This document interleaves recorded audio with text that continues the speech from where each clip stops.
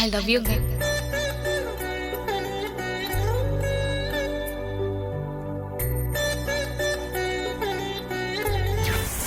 I love you.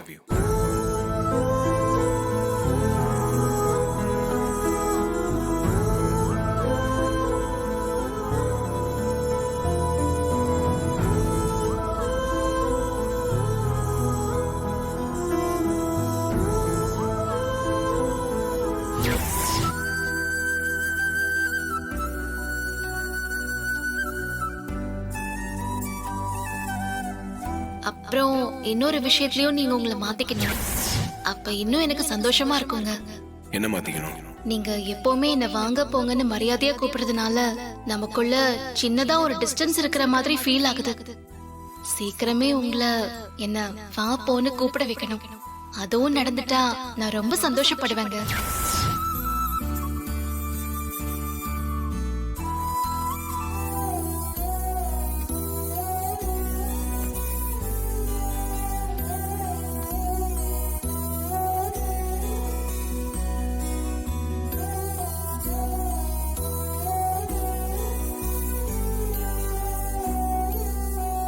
என்னாச்சு sir?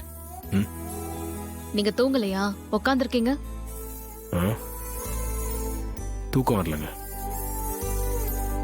தீபாவை பத்தி யோசிச்சுட்டு இருக்கீங்களா? ஆமா,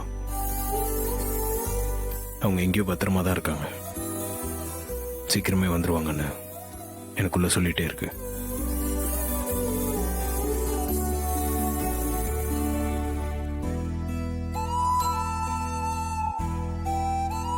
சார், தப்பா எடுத்துக்காதீங்க.